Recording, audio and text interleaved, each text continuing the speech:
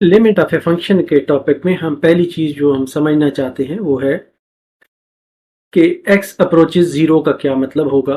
Suppose करते हैं कि x एक वेरिएबल है और इसकी वैल्यू सक्सेशन में इस तरह बढ़ती जा रही हैं। 1 है, 1 के बाद 1/2 है, फिर 1/4 है, 1/8 है, इसी तरह ये वैल्यूज डबल होती जा रही हैं और 1/16 है।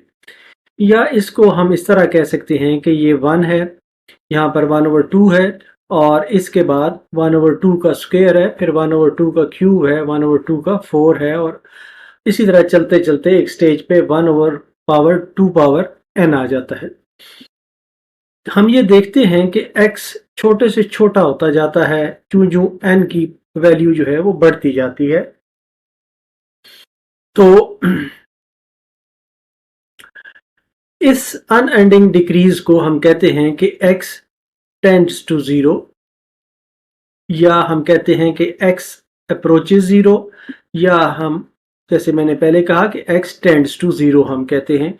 ऐसी सीरीज जिसमें x की वैल्यू ऐसे स्मॉल होती जाए कि इन दी एंड ये लगे कि ये जीरो के बराबर हो जाएगा या जीरो के करीब पहुंच जाएगा, तो इसको हम कहते हैं x टेंड्स टू जीरो या x approaches zero. Next concept है कि x अप्रोचेस इन्फिनिटी का क्या मतलब है। हम सपोज करते हैं कि हमारे पास एक x वेरिएबल है और ये इस तरह की सीरीज में वैल्यूज इसकी हैं। पहली वैल्यू है 1, अगली 10 है, मतलब है 10 से मल्टीप्लाई होके 1 आया, फिर 10 से मल्टीप्लाई हुआ तो 100 आ गया, फिर 10 से मल्टीप्लाई हुआ तो 1000 आ गया। इसी तरह ये आगे चलता जा रहा है। या हम इसको कह सकते हैं कि 1, 10, 10 का स्क्वायर, 10 का क्यूब, और ये चलते चलते 10 पे पावर n और इसी तरह ये आगे चलता जा रहा है। इसमें हम ये देखते हैं कि n की वैल्यू जूं जूं बढ़ती जाती है, इसी तरह इस वेरिएबल x की वैल्यू भी बढ़ती जाती है और हत्ता कि ये इन्फिनिटी तक पहुंच सकता है। इस अनएंडिंग इंक्रीज को सिंबॉलिकली हम कहते हैं कि x टेंड्स टू इन्फिनिटी या x अप्रोचेस इन्फिनिटी, या इस तरह दो नाम हम इसको देते हैं कि x अप्रोचेस इन्फिनिटी या x tends to infinity. Next हम देखते हैं कि x अप्रोचेस a का क्या मतलब है। सिंबॉलिकली तो हम इसको लिखते हैं x टेंड्स टू a। इसका मतलब यह है कि x is sufficiently close to but different from a। x a के बहुत क्लोज है लेकिन डिफरेंट है, a नहीं है। ये हम ये नहीं कह सकते कि x is equal to a। ऐसी सूरत में हम ये नहीं कह सकते। x माइनस a जो है वो बहुत ही छोटा होगा और इसी तरह x माइनस a जो है वो जीरो के बराबर नहीं हो सकता क्योंकि x a के बहुत क्लोज है लेकिन x a के बराबर नहीं है। थ्योरम्स ऑन लिमिट्स में हम देखते हैं कि पहला थ्योरम है, let f and g be two functions for which limit x tends to a fx is equal to l and limit x tends to a g of x is equal to m। तो theorem ये state करता है the limit of the sum of two functions is equal to the sum of their limits। मतलब है कि अगर दो functions add हो रहे हों और उनकी हम इकट्ठी लिमिट लें तो वो उनके इंडिविजुअल लिमिट्स के सम के बराबर होगी। या f ऑफ x और g ऑफ x दो फंक्शंस हैं, ये ऐड हो रहे हैं, इनकी हम लिमिट लेते हैं, limit x tends to a, तो ये बराबर होगा limit x tends to a f of x plus limit x tends to a g of x। और क्योंकि ये वाला हिस्सा जो है ये l के बराबर आता है और ये हमने लिया है कि ये m के बराबर है, तो ये l प्लस m आएगा। इसकी एग्जाम्पल हम देखते हैं कि अगर हम लिमिट लें x टेंड्स टू 1 और हमारा फंक्शन हो x प्लस 5, तो ये होगा limit x tends to 1, x की limit plus limit x tends to 1 5। तो इस पर जब हम लिमिट अप्लाई करते हैं तो x की जगह पे 1 हम पुट करते हैं तो ये 1 आ जाएगा और प्लस 5 आ जाएगा तो ये इक्वल टू 6 होगा। इसमें इंपॉर्टेंट बात जानने की ये है कि अगर इस तरह दो फंक्शंस ऐड हो रहे हों और उस पर हम लिमिट अप्लाई करें तो जो रिजल्ट आएगा वो इंडिविजुअल लिमिट्स का सम होगा। हमारा नेक्स्ट थ्योरम है let f and g be two functions for which limit x tends to a fx is equal to L and limit x tends to a gfx is equal to m। तो अब ये theorem state करता है the limit of the difference of two functions, अगर दोनों को हम एक दूसरे से सब्ट्रैक्ट कर रहे हों और उसकी अगर हम लिमिट लें तो ये बराबर होगी difference of their individual limits के। मतलब ये है कि अगर हमारे पास हो limit x tends to a और ये दो फंक्शंस हों f of x minus g of x तो ये बराबर होगा limit x tends to a f of x minus limit x tends to a g of x, या क्योंकि इनकी वैल्यू l और m है इसलिए इनको हम l और l माइनस m लिखेंगे। तो इसकी एग्जांपल हम देखते हैं। अगर एक लिमिट हो x टेंड्स टू 1 और फंक्शंस हमारा हो x माइनस 5 तो इसको हम लिख सकते हैं limit x tends to 1 x minus limit x tends to 1 5।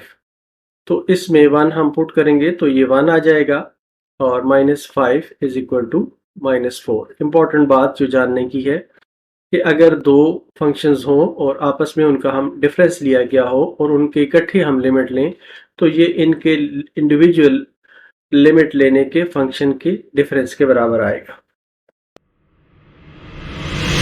Third theorem है if k is any real number और हमारे पास जो फंक्शन है वो है limit x tends to a f of x is equal to l। तो अगर हम ये नंबर जो है k ये फंक्शन के साथ मल्टीप्लाई हो रहा है और इसकी हम लिमिट लेते हैं x टेंड्स टू a तो ये बराबर होगा k टाइम्स इस फंक्शन की इंडिविजुअल लिमिट के, या क्योंकि इस फंक्शन की वैल्यू l के बराबर है लिहाजा ये k l के बराबर होगा। तो इसकी एग्जांपल हम देखते हैं कि अगर हमारे पास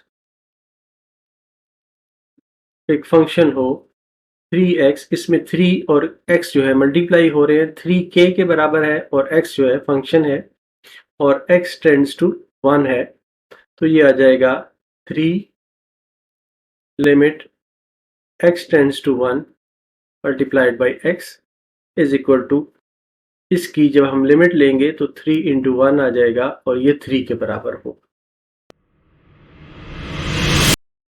नेक्स्ट थ्योरम है theorem 4 let f and g be two functions for which limit x tends to a f of x is equal to L and limit x tends to a g of x is equal to m। तो theorem ये state करता है the limit of the product of the functions, product का मतलब है कि दोनों functions को मल्टीप्लाई किया गया है, is equal to the product of their limits. मतलब ये हुआ कि अगर हम लिमिट लें x टेंड्स टू a और हमारे पास दो फंक्शंस हैं f(x) और इसके साथ g ऑफ x जो है ये मल्टीप्लाई हो रहा है तो ये होगा limit x tends to a f of x dot limit x tends to a g of x, या ये बराबर होगा क्योंकि इनकी वैल्यूज l और m हैं तो l डॉट m के बराबर होगा। और इसकी हम एग्जांपल लेके देखते हैं।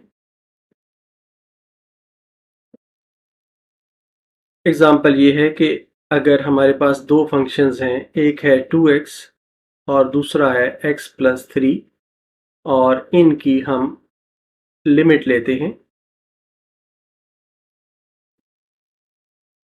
x टेंड्स टू 1, तो ये आ जाएगा limit x tends to 1 2x multiplied by limit x tends to 1 x plus 3 is equal to, इसकी जब हम लिमिट लेते हैं तो x की जगह पे हम 1 पुट करते हैं तो ये 2 आ जाता है, और यहाँ पर 1 पुट करते हैं तो ये 4 आ जाता है। तो इस तरह इसका आंसर 8 आएगा। नेक्स्ट थ्योरम है, let f and g be two functions for which limit x tends to a f(x) is equal to L and limit x tends to a g of x is equal to m। तो theorem ये कहता है कि the limit of quotient, quotient का मतलब ये है कि दो फंक्शंस हैं आपस में डिवाइड हो रहे हैं, of the functions is equal to the quotient of their limits provided the limit of the denominator is non zero. मतलब ये हुआ कि limit x tends to a अगर हो और दो फंक्शंस हमारे पास इस तरह के हों, f of x divided by g of x, तो ये बराबर होगा limit x tends to a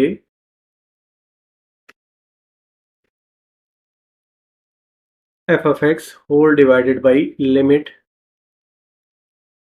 x tends to a g of x। या क्योंकि इनकी वैल्यूज l और m हैं तो इसलिए इसको हम लिखेंगे कि ये l और m के बराबर हैं।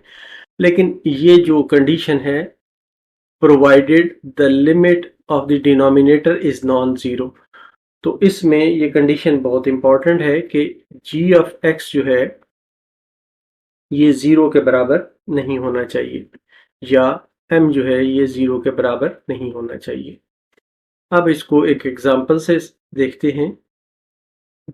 हमारे पास जो से हम लिमिट लेते हैं x टेंड्स टू 1 और हमारे पास जो फंक्शंस हैं वो है 3x प्लस 4 और डिवाइड हो रहा है x प्लस 3 से, तो इनकी जो हम लिमिट लेंगे वो आएगी limit x tends to 1 3x plus 4 whole divided by limit x tends to 1 x plus 3 is equal to, इसमें लिमिट पुट कर देंगे तो ये 3 प्लस 4 7 आ जाएगा और नीचे 4 आ जाएगा। नेक्स्ट थ्योरम है कि अगर हम लिमिट लें f of x whole power n की, जबकि n एक इंटीजर हो, तो इसका रिजल्ट होगा limit x tends to a f of x whole power n है। तो इसकी जब हमने लिमिट ली है तो लिमिट में जो पावर है वो होल पर आ जाएगी और इस तरह इसको हम कहेंगे कि l पावर n इसका रिजल्ट है, जबकि हमारे पास limit x tends to a f of x जो है ये l के बराबर हो।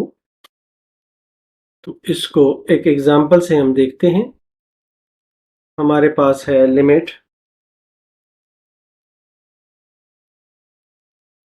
से x टेंड्स टू 1, तो जो फंक्शन है हमारे पास वो है 2x प्लस 3 होल स्क्वायर, तो ये बराबर होगा limit x tends to 1 2x plus 3 और होल का स्क्वायर आ जाएगा इज इक्वल टू, यहाँ पे हम इसकी लिमिट लगा देंगे। लिमिट जब लगाएंगे तो x1 के बराबर पुट करेंगे तो ये आ जाएगा 2 प्लस 3 5 और इसके ऊपर स्क्वायर इज इक्वल टू 25। अब हम देखते हैं चंद इंपॉर्टेंट फंक्शंस की limits. Limit x tends to a x power n minus a power n divided by x minus a, ये बराबर होगी n a power n minus 1 के। Limit x tends to a x plus a minus a under root divided by x, ये बराबर होगी 1/2 a under root के। और इसी तरह limit x tends to infinity, अगर 1/x के साथ लिमिट लें तो ये 0 के बराबर होगी। और limit n tends to plus infinity 1 + 1/n whole power n, ये e के बराबर होगी। इसी तरह limit x tends to 0 1 + x whole power 1/x, ये भी e के बराबर होगी। इन दोनों में फ़र्क ये है कि ये इन्फिनिटी को टेंड कर रही है और ये 0 को अप्रोच कर रही है। इसी तरह नेक्स्ट जो लिमिट है, limit x tends to a power x -1 divided by x, ये log to the base of x और a के log of a base x के बराबर होगी। और सेवेंथ है limit x tends to 0 e power x -x divided by x, ये बराबर होगी log e to the base e, जो कि 1 के बराबर होगी। इसी तरह limit x tends to plus infinity e power x, ये इन्फिनिटी के बराबर होगी। log नेक्स्ट है limit x tends to minus infinity e power x, तो ये बराबर होगी 0 के। और इसी तरह limit x tends to plus minus a over x, ये 0 के बराबर होगी और a कोई भी रियल नंबर है। एक और इम्पॉर्टेंट लिमिट है लिमिट थीटा टेंड्स टू 0, इसमें साइन थीटा और थीटा अगर हो तो ये 1 के बराबर होगी।